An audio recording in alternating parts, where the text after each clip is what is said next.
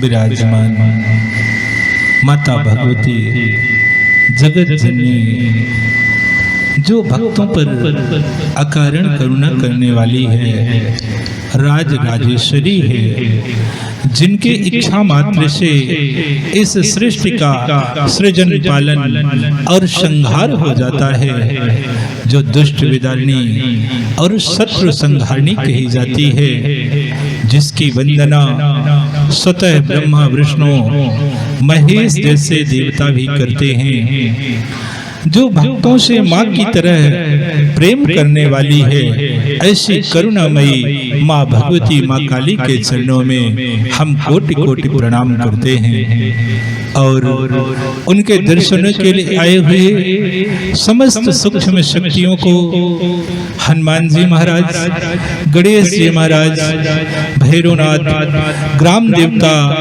स्थान देवता, भू देवता, ब्राह्मण देवता अर्थात समस्त पूज्य जनों के श्री चरणों में हम कोटि कोटि वंदन करते हैं। तत्पश्चात यहाँ पर उपस्थित शक्ति स्वरूपा माताएं, बहनें, भाई बंधु, बड़े बुजुर्ग हम सभी को प्रणाम करते हैं। विशेष रूप से इस त्रिदिवसीय कथा के मुख्य यजमान महेंद्र कुमार जी, उनकी धर्म पत्नी, उनके माता पिता, भाई बंधु बड़े श्रद्धा के साथ, बड़े भाव के साथ इस त्रिदिवसीय कथा का आयोजन कराकर उसका रसास्वादन कर रहे हैं, रसपान कर रहे हैं। इसलिए आप सभी को बहुत बहुत दुआएं, मंगल कामनाएं आप सभी के जीवन में सदैव सुख, शांति, समृद्धि, सौभाग्य बना रहे, यही माँ भगवती माँ काली से निवेदन करते हैं, प्रार्थना करते हैं। बंधु, हम सभी का परम सौभाग्य है कि इस देवा की धरती पर बैठकर 3 दिनों तक हम लोग माँ भगवती की कथा को श्रवण करेंगे। वह माँ भगवती की कथा को श्रवण करेंगे जो भक्तों की रक्षा करने के लिए अनेकों स्वरूपों को भी धारण कर लेती है। ऐसी माँ भगवती माँ काली के अद्भुत चरित्र को हम लोग 3 दिनों तक श्रवण करेंगे। हमें माँ भगवती की कृपा से ऐसा सौभाग्य मिला है, क्योंकि कहा जाता है कि जब माँ भगवती अपने भक्तों पर प्रसन्न हो जाती है और कृपा की बरसात करना चाहती है, करुणा की बारिश करना चाहती है, तब माँ भगवती अपनी कथा सुनने का अवसर भक्तों को प्रदान कर देती है। तो निश्चित है बंधु, यह कथा का सौभाग्य श्रवण करने का हम सभी को तो माँ की कृपा से ही मिला है, लेकिन माँ भगवती ने माध्यम तो महेंद्र कुमार जी को बनाया है। इसलिए आप सब लोग उनके लिए एक बार जोरदार तालियां बजाएं, जो इस देवा की धरती पर 3 दिनों तक भगवती की कथा रूपी गंगा को बहाने का प्रयास कर रहे हैं। माँ भगवती उनके ऊपर और उनके परिवार के ऊपर सदैव अपनी कृपा बनाए रखें। धर्म प्रेमी बंधु, आज कथा का प्रथम दिवस है और हम सभी लोग 3 दिनों तक बैठ करके माँ भगवती की कथा को श्रवण करेंगे। तो हम इसी विषय पर चर्चा करेंगे कि मनुष्य को कथा क्यों सुनना चाहिए, कथा सुनने से हमें लाभ क्या होता है। क्योंकि अनेकों लोगों के मन में जिज्ञासाएं रहती है कि हम कथा क्यों सुनें, कथा सुनने से लाभ क्या होता है, कथा क्यों कराई जाती है, क्यों कराना चाहिए, और कथा सुनने से हमें लाभ क्या होता है। इस विषय पर चर्चा करने के लिए एक छोटी सी बात है कि एक जगह कथा चल रही थी। कथा समाप्त होने के बाद एक व्यक्ति आते हैं और कहते हैं कि महाराज जी, आप लोग कथा क्यों करते हैं?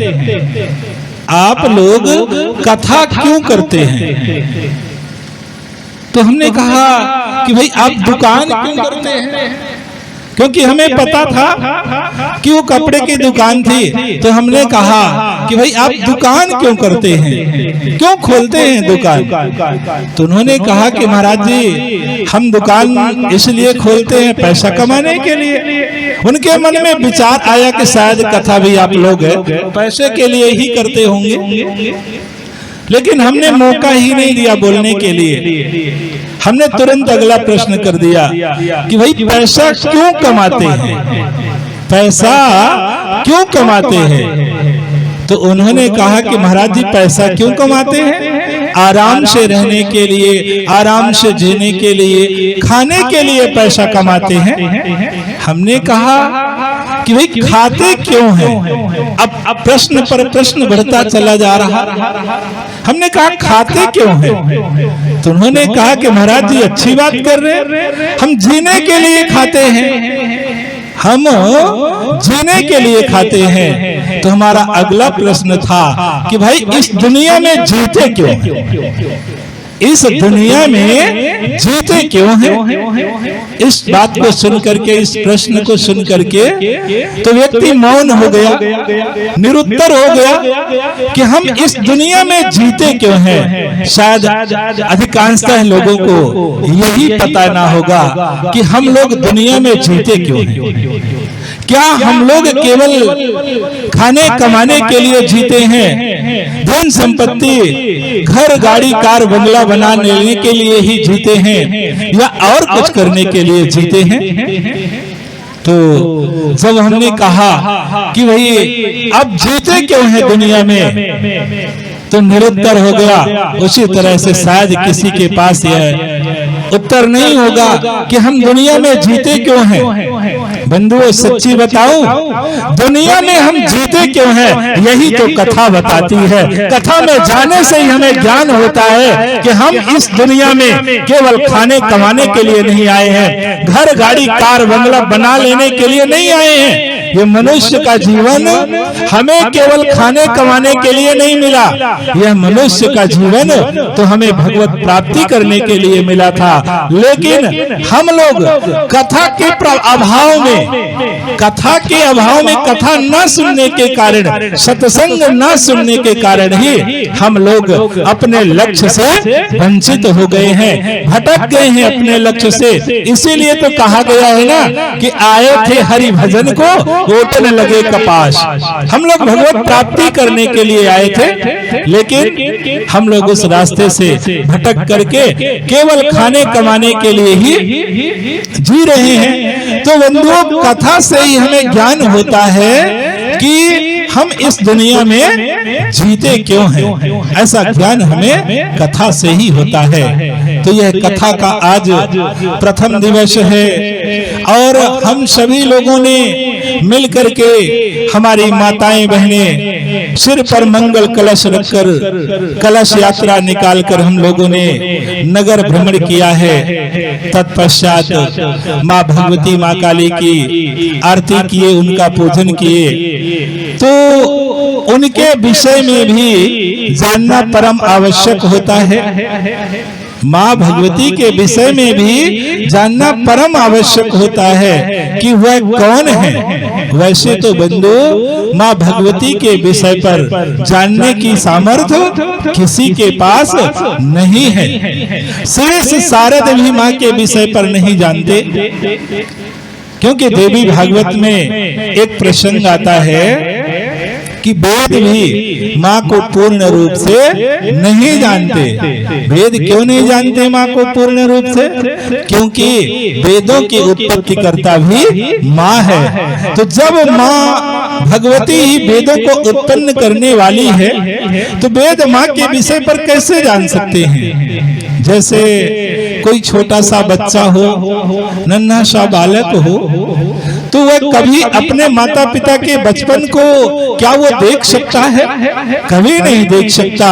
वह नन्हा सा बालक अपने माता पिता के बचपन को कभी नहीं जान सकता। उसी तरह से माँ भगवती के विषय पर भी जानने की सामर्थ्य किसी के पास नहीं है।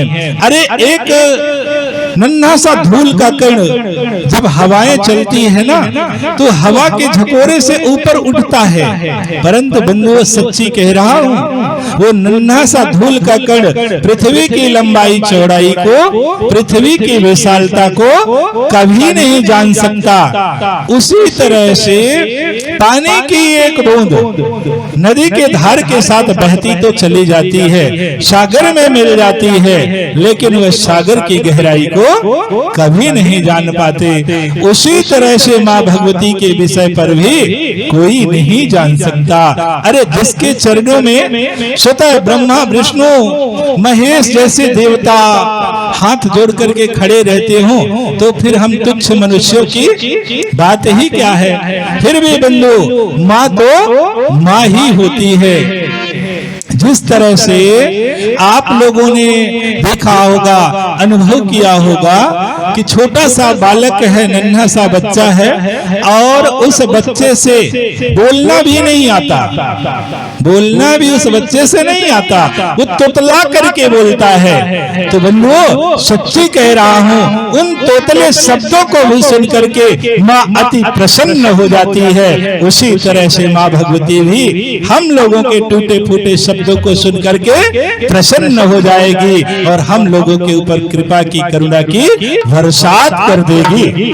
भले ही माँ भगवती का रूप स्वरूप विकराल है, भयानक है, डरावना है, सब कुछ अद्भुत है। माँ भगवती, माँ काली का स्वरूप भले ही अद्भुत है, आंखें लाल लाल बड़ी बड़ी, मुख से बाहर निकली हुई लपलपाती जिह्वा, पीठ पीछे काले लंबे घुघराले बाल, गले में नरमुंडों की माला पहने हुए, हाथ में नरमुंड खब्ब खप्पर लिए हुए, सब कुछ अद्भुत है, डरावना है, भयानक है। लोग कहते भी हैं, लोग कहते भी हैं कि माँ भगवती, माँ काली का पूजन नहीं करना चाहिए। क्यों नहीं करना चाहिए? अरे माँ काली और भैरव को पूजने वाला व्यक्ति ओझा होता है, सोखा होता है, तांत्रिक होता है। ऐसे बंधुओं से निवेदन करते हुए कहना चाहूंगा कि पहले तो आप लोगों को विचार करना चाहिए कि माँ भगवती आदि शक्ति ने इस विकराल स्वरूप को क्यों धारण किया, इस विकराल स्वरूप को क्यों धारण करना पड़ा माँ भगवती को। तो बंधुओं, देवी भागवत में एक प्रसंग आता है कि जिस समय रक्तबीज नामक अति बलशाली दानव युद्ध भूमि में जाकर के हाहाकार मचा देता है, सभी देवताओं को भी वो पराजित कर देता है। क्यों पराजित कर देता है? क्योंकि रक्तबीज को वरदान मिला था कि तुम्हारे शरीर से अगर रक्त की एक बूंद भी जमीन पर गिर जाएगी तो तुम्हारे समान ही दूसरा बलशाली तैयार हो जाएगा। और ऐसा ही हुआ। जिस समय देवताओं के साथ रक्तबीज का युद्ध चल रहा था और देवताओं के प्रहार से रक्तबीज की जितनी भी बूंदें जमीन पर गिरती थी उतने ही रक्तबीज तैयार हो जाते थे। इस तरह से कुछ ही क्षणों में पूरे युद्ध भूमि में रक्तबीज ही रक्तबीज दिखाई देने लगते हैं, जिसे देखकर तो देवता घबरा जाते हैं, भयभीत हो जाते हैं कि अब इस महाअसुर का वध कैसे होगा, संहार कैसे होगा। वो घबरा करके एक तरफ खड़े हो जाते हैं। यहाँ तक कि रक्तबीज से ब्रह्मा विष्णु महेश भी पराजित हो जाते हैं। तब सभी मिलकर के माँ भगवती को पुकारते हैं, माँ भगवती से गुहार लगाते हैं और माँ भगवती भक्तों की करुण पुकार को सुन लेती है। क्योंकि माँ भगवती जगत जननी है, जगत माता है, वह सभी की पुकार को सुनती ही है। इसीलिए तो कहा गया है ना कि सुनती है सबकी पुकार हो मेरी मैया भवानी, सुनती है सबकी पुकार हो मेरी मैया भवानी, सुनती है सबकी पुकार हो मेरी मैया भवानी, सुनती है सबकी पुकार हो मेरी मैया भवानी, मैया भवानी मेरी मैया भवानी, मैया भवानी मेरी मैया भवानी, मैया भवानी मेरी मैया भवानी, मैया भवानी मेरी मैया भवानी, सुनती है सबकी पुकार हो मेरी मैया भवानी, सुनती है सबकी पुकार हो मेरी मैया भवानी, सुनती है सबकी पुकार हो मेरी मैया भवानी, ब्रह्मा की संत मैया विष्णु की सुनती, ब्रह्मा की सुनती मैया विष्णु की सुनती, ब्रह्मा की संत मैया विष्णु की सुनती, ब्रह्मा की सुनती मैया विष्णु की सुनती, शंकर की सुनती पुकार हो मेरी मैया भवानी, सुनती है सबकी पुकार हो मेरी मैया भवानी, सुनती है सबकी पुकार हो मेरी मैया भवानी, मैया भवानी मेरी मैया भवानी, मैया भवानी मेरी मैया भवानी, मैया भवानी मेरी मैया भवानी, मैया भवानी मेरी मैया भवानी, सुनती है सबकी पुकार हो मेरी मैया भवानी, सुनती है सबकी पुकार हो मेरी मैया भवानी, सुनती है सबकी पुकार हो मेरी मैया भवानी, मीरा की संत मैया कबीरा की सुनती, मीरा की सुनती मैया कबीरा की सुनती, मीरा की संत मैया कबीरा की सुनती, मीरा की सुनती मैया कबीरा की सुनती, मेरी की सुन लो पुकार हो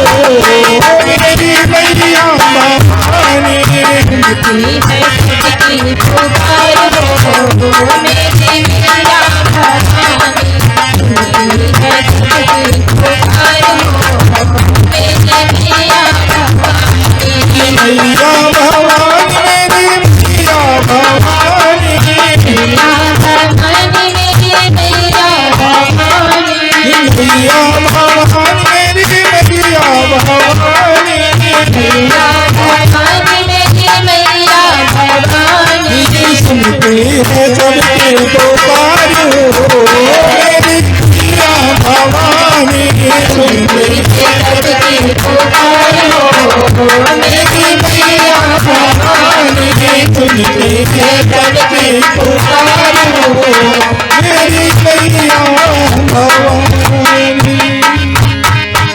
बोलिए माता भगवती माँ काली की जय। श्री सतगुरुदेव जी भगवान की जय। बंधु, आज समस्त देवता माँ भगवती को पुकारते हैं और माँ भगवती भक्तों की करुण पुकार को सुन करके एक विकराल स्वरूप को धारण करती है और उस महाअसुर रक्तवेश का संहार कर देती है, वध कर देती है।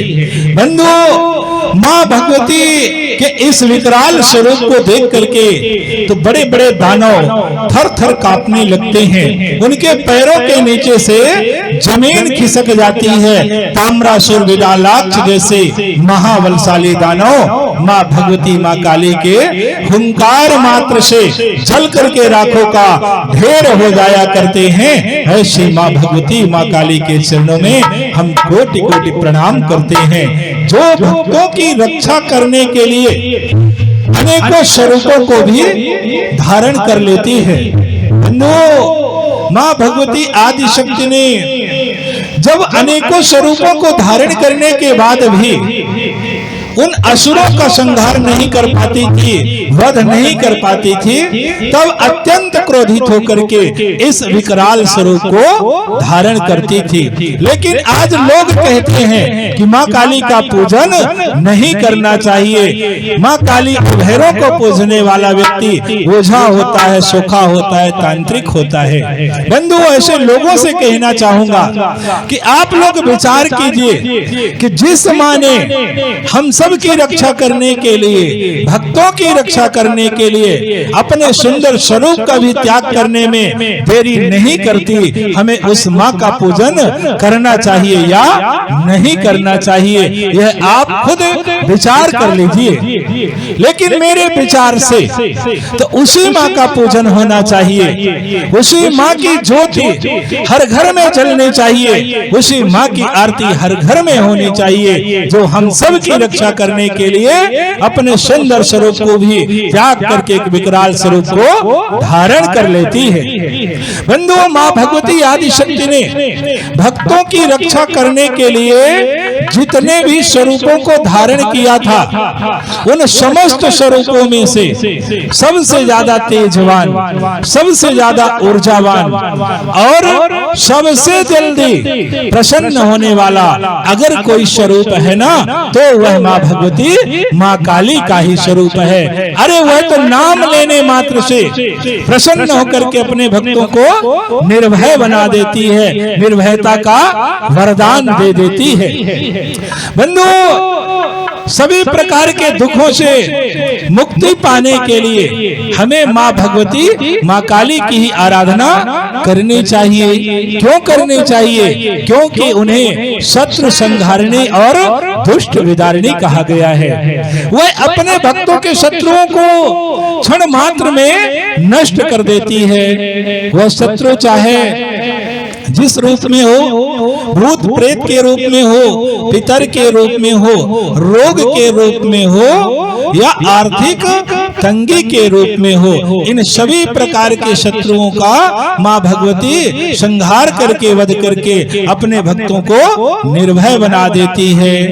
इसलिए हमें अपने सुखी जीवन के लिए, सभी प्रकार के शत्रुओं के शमन के लिए हमें माँ भगवती की आराधना करनी चाहिए। हाँ, यहीं पर एक बात और कहना चाहता हूँ कि लोग कहते हैं कि माँ काली को शमशान वासिनी कहा जाता है, वह सब की सवारी करती हैं और बलि भी लेती हैं। ऐसी भ्रांतियां समाज में फैली हुई है। तो बंधुओं, शमशान किसे कहा जाता है, पहले हमें इस विषय पर जानना चाहिए। वैसे तो शमशान उसे कहा जाता है जहां मुर्दे को जलाया या दफनाया जाता है, लेकिन माँ भगवती माँ काली को शमशान वासिनी कहा गया है। इसका क्या अर्थ है? तो बंधुओं, जब मनुष्य के काम, क्रोध, लोभ, मोह, अहंकार आदि विकार तप की अग्नि से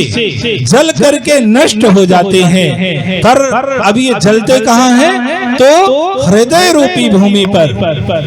जब मनुष्य के विकार, काम, क्रोध, लोभ, मोह, अहंकार हृदय रूपी भूमि पर तप की अग्नि से जल करके नष्ट हो जाते हैं, तो व्यक्ति का हृदय शुद्ध हो जाता है, स्वच्छ हो जाता है, निर्मल हो जाता है। तो महापुरुषों ने कहा है कि ऐसे हृदय रूपी शमशान पर माँ भगवती माँ काली का निवास होता है, वास होता है। फिर सब क्या है? सब किसे कहते हैं? तो जब साधक ध्यान की गहराइयों में डूब जाता है तो वह सब की तरह स्थिर हो जाता है। जैसे सब हाथ पैर नहीं हिला सकता, स्थिर पड़ा रहता है, यथावत पड़ा रहता है, उसी तरह से जब साधक ध्यान की गहराइयों में डूब करके समाधिस्थ हो जाता है, अपने इष्ट से एकाकार हो जाता है, तब वह सब की तरह हो जाता है। ऐसे साधक रूपी सब पर माँ भगवती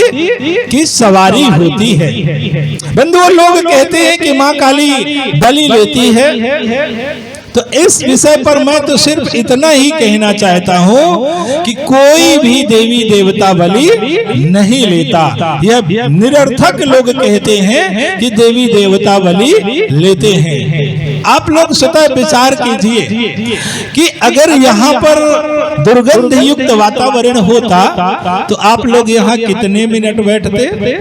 एक भी मिनट यहाँ ना बैठते, आते और चले जाते। तो विचार कीजिए कि जब मनुष्य की बनाई हुई गंदगी, क्योंकि गंदगी अधिकांश कौन फैलाता है? मानव। तो मानव की बनाई हुई गंदगी मानव खुद बैठने के लिए तैयार नहीं है, तो बंधुओं वह परमात्मा परम सत्ता जो शुद्ध स्वच्छ निर्मल वातावरण में रहता है, वह उस जगह पर कैसे आएगी जहां पर दुर्गंध युक्त वातावरण है, नशे मांस का भक्षण किया जा रहा है, रक्त की धार बह रही हो, वहां पर कभी भगवती नहीं आ सकती। फिर उनके नाम के पहले तो माँ शब्द जुड़ा हुआ है, और कोई भी माँ अपने बच्चे की कभी बलि स्वीकार कर सकती है?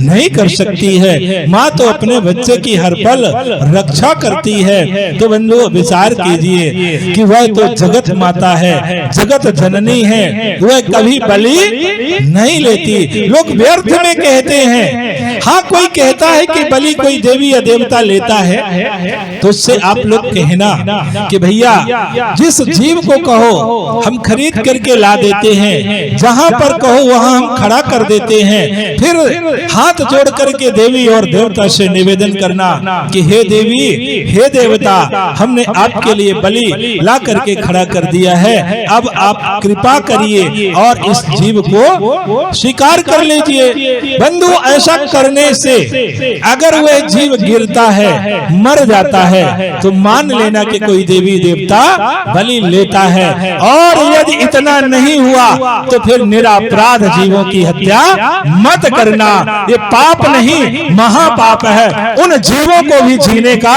अधिकार है, उन्हें भी दर्द होता है। अरे विचार कीजिए कि मनुष्य के एक कांटा लग जाए तो चिल्लाने लगता है, चीखने लगता है।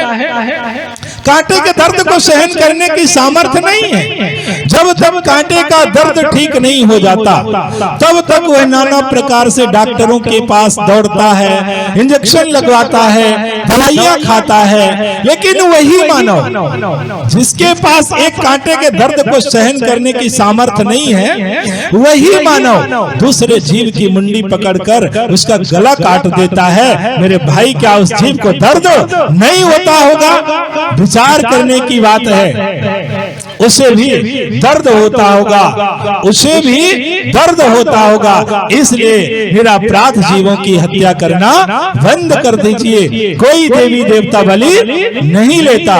फिर विचार कीजिए आप लोग कि नशे मांस का भक्षण करने वाला व्यक्ति, मदिरा पान करने वाला व्यक्ति मनुष्य कैसे हो सकता है? क्या वह मानव कहलाने का अधिकारी है? अरे मानव तो उसे कहा जाता है जिसके हृदय में सभी के प्रति दया, ममता, करुणा, प्रेम समाहित रहता है, वही तो मानव कहलाता है। तो बंधुओं, हम सभी को परमात्मा परम सत्ता ने मनुष्य का जीवन दिया है, मनुष्य का तन दिया है, तो हमारे अंदर मानवता भी होनी चाहिए। होनी चाहिए कि नहीं होनी चाहिए? मानवता होनी चाहिए। अब बात आती है कि ये मानवता मिलती कहाँ है, इसकी दुकान कहाँ है? मानवता मिलेगी कहाँ? कहाँ से खरीद के लाएंगे? तो बंधुओं, मानवता की कोई दुकान नहीं होती। मानवता तो हमें सत्संग से मिलती है, सत्संग में जाने से मिलती है, कथा सुनने से ही मिलती है। बोलिए श्री सतगुरुदेव जी भगवान की जय, माता भगवती माँ काली की। तो बंधुओं, इसलिए आप सबसे आग्रह करना चाहता हूँ, समस्त ग्रामवासियों से, धर्म प्रेमी बंधुओं से, कि आपके इस देवा की धरती पर 3 दिनों तक माँ भगवती की कथा रूपी गंगा प्रवाहित हो रही है। तो आप सब लोग इस कथा में आए, कथा को श्रवण करें और अपने जीवन का कल्याण करें, क्योंकि माँ भगवती की कथा सुनने से, देवी भागवत की कथा सुनने से अनंत जन्मों की लहरों में बहती हुई जीवात्मा संसार सागर से पार हो जाती है। इसलिए आप सब लोग 3 दिनों तक माँ भगवती की कथा को श्रवण करके अपने जीवन का कल्याण कर लीजिए। बंधुओं, यह देवी भागवत की उत्पत्ति कैसे हुई, कहां से उत्पन्न हुई देवी भागवत? तो सर्वप्रथम माँ भगवती आदि शक्ति ने आकाशवाणी के माध्यम से श्री हरि विष्णु जी को प्रदान किया था। जिस समय माँ भगवती के मन में विचार उठता है कि हम अब सृष्टि की रचना करें, संसार की रचना करें, तो सबसे पहले विष्णु जी को ही उत्पन्न करती हैं। विष्णु जी जब चैतन्य होते हैं, अर्थात जब उन्हें होश आता है, तो अपने आप को बट पत्र पर लेटे हुए पाते हैं और चारों तरफ देखते हैं तो जल ही जल दिखाई देता है, कोई दिखाई नहीं देता। विष्णु जी के मन में नाना प्रकार से प्रश्न चलने लगते हैं कि मैं कौन हूँ, कहाँ से आया हूँ, मुझे उत्पन्न करने वाला कौन, मेरी जननी कौन, मेरा जनक कौन। दूर दूर तक दृष्टि घुमाते हैं परंतु कोई दिखाई नहीं देता। दुविधा में पड़ जाते हैं विष्णु जी। तभी वहां कुछ शब्दों का गुंजरण सुनाई देता है। वह शब्द थे, ओम सर्व खल्विदु मेवाहम नान्यदस्ति सनातनम। इस तरह से शब्दों को सुन करके विष्णु जी की जिज्ञासा और बढ़ जाती है, क्योंकि जब कुछ शब्द सुनाई देते हैं और कोई दिखाई नहीं देता तो व्यक्ति और चारों तरफ देखने का प्रयास करता है। तो आज विष्णु जी भी चारों तरफ देखते हैं परंतु कोई दिखाई नहीं देता।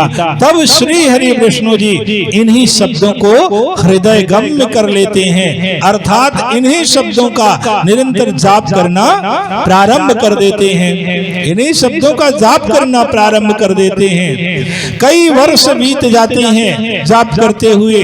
अंततः विष्णु जी के जाप से माँ भगवती प्रसन्न हो जाती हैं और उन्हें प्रत्यक्ष दर्शन देती है। बंधुओं, यही अर्थ श्लोकी देवी भागवत है। ओम सर्व खल्विद मेवाहम नान्यदस्ति सनातनम। इसी को आगे चल करके पराशर नंदन श्री व्यास जी ने 18,000 श्लोकों में परिभाषित कर दिया, जो समाज के लिए अमृत के समान है। यह समाज के लिए अमृत के समान है।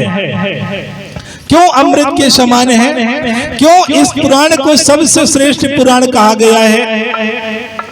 इस पुराण को सर्वश्रेष्ठ पुराण क्यों कहा गया है 18 पुराणों में से? क्योंकि इस पुराण की कथा को श्रवण करने से सभी प्रकार की समस्याओं का, सभी प्रकार के दुखों का अंत हो जाता है। तो व्यास जी स्वयं लिखते हैं, कहते हैं कि उपसर्ग भयम घोरम महामारी समुद्भवम उत्पातान खिलंस चापे हंति श्रवण मात्रतः। जब महामारी का प्रकोप फैल रहा हो, जैसे अभी कुछ वर्ष पहले कोरोना काल ने बता दिया सब लोगों को कि कितने अपने हैं, कितने पराए हैं। बहुत तेजी के साथ महामारी फैली थी।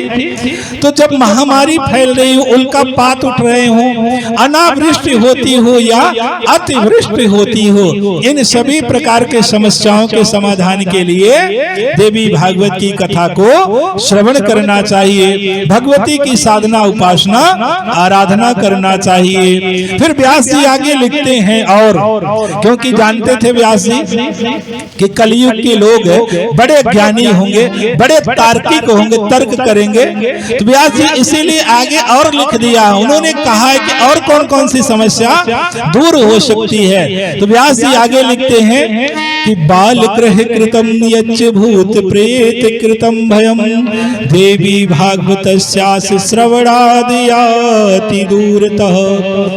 ग्रह दोष, वास्तु दोष, ग्रह दोष, वास्तु दोष और भूत प्रेत का भय किसी को सता रहा हो, कोई तांत्रिक पीछे पड़ गया हो, कोई ओझा सोखा पीछे पड़ गया हो, कुछ तंत्र क्रिया कर दिया हो, तो इन सभी समस्याओं के समाधान के लिए क्या कहते हैं व्यास जी? देवी भागवतस्यास्य श्रवणाद याति दूरतः, केवल कथा सुनने मात्र से यह सभी प्रकार के भय शांत हो जाते हैं, सभी प्रकार के भय शांत हो जाते हैं। फिर व्यास जी आगे कहते हैं अपुत्रो लभते पुत्रम दरिद्रो धनवान भवेत रोगी रोगात प्रमुच्येत श्रुत्वा भागवतामृतम। अपुत्रो लभते पुत्रम, जिसके कोई पुत्र नहीं, जिसके कोई संतान नहीं, उसे पुत्र की प्राप्ति हो जाती है। दरिद्रो धनवान भवेत, जो दरिद्र है, जो निर्धन है, वह धनवान हो जाते हैं। रोगी रोगात प्रमुच्येत, जो रोग से ग्रसित हैं, रोग से पीड़ित हैं, दवाई करा करा कर थक गए हों और दवाई काम ना कर रही हो, ऐसी स्थिति में क्या कहते हैं? श्रुत्वा भागवतामृतम, कथा रूपी अमृत को पीने से रोगी भी रोग मुक्त हो जाता है। इसीलिए तो कहा गया है ना कि जब काम न चले दवाई से तो कहियो काली माई से। तो जब काम न चले दवाई से तो कहियो काली माई से। जब काम न चले दवाई से तो कहियो काली माई से।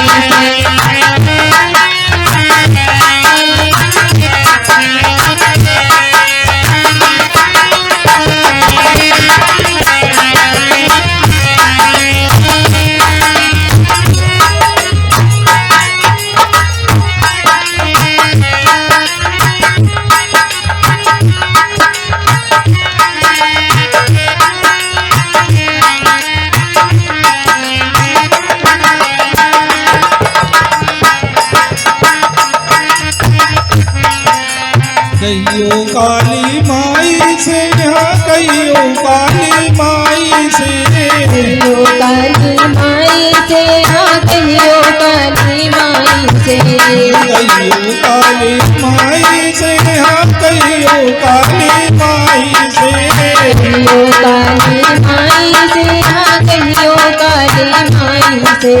काम न चले दवाई से तो कहियो काली माई से। काम न चले दवाई से तो कहियो काली माई से। काम न चले दवाई से तो कहियो काली माई से। हम लोग आज व्यास जी सभी प्रकार की समस्याओं के समाधान के लिए माँ भगवती की ही साधना उपासना आराधना करने के लिए कहते हैं। तो आप सभी लोग माँ भगवती की साधना उपासना करके अपने जीवन का कल्याण कर लेंगे। इन्हीं शब्दों के साथ आज की कथा को विश्राम दिया जाता है, क्योंकि सभी लोग थक गए होंगे, क्योंकि नगर भ्रमण किए हैं। इसलिए आइए हम सभी लोग माँ भगवती माँ काली की आरती और चालीसा करेंगे। बोलिए माता भगवती माँ काली की। ओम सुत हनुमान